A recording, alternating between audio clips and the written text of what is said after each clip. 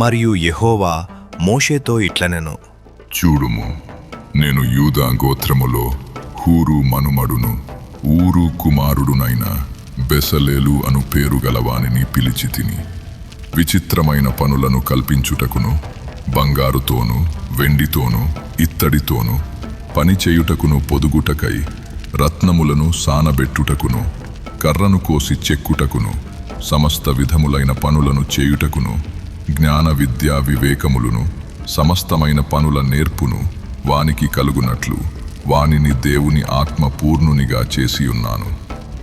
మరియు నేను దాను గోత్రములోని అహీసామాకు కుమారుడైన అహోలియాబును అతనికి తోడు చేసి తిని నేను నీకాజ్ఞాపించినవన్నీయు చేయునట్లు జ్ఞాన హృదయులందరి హృదయములలో జ్ఞానమును ఉంచియున్నాను.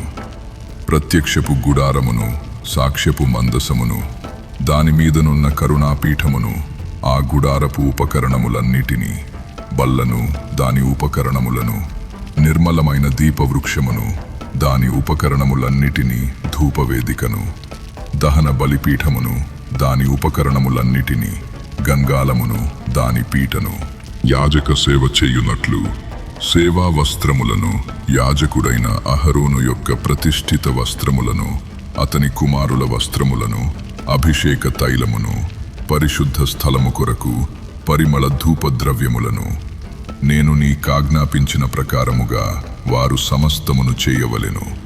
మరియు యెహోవా మోషేతో ఇట్లనెను, నీవు ఇశ్రాయేలీయులతో నిజముగా మీరు నేను నియమించిన విశ్రాంతి దినములను ఆచరింపవలెను. మిమ్మును పరిశుద్ధపరచు యెహోవాను నేనే అని తెలిసికొనున్నట్లు అది మీ తరతరములకు నాకును మీకును గురుతగును. కావున మీరు విశ్రాంతి దినమును ఆచరింపవలెను. నిశ్చయముగా అది మీకు పరిశుద్ధము. దానిని అపవిత్రపరచువాడు తన ప్రజలలో నుండి కొట్టివేయబడును.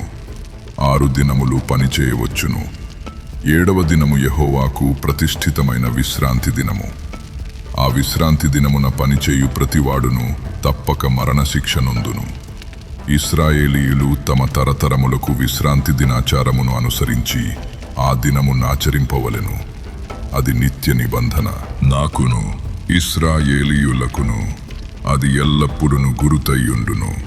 ఏలయనగా 6 దినములు యెహోవా భూమి ఆకాశములను సృజించి 7వ దినమున పని మాని విశ్రమించెనని చెప్పుము.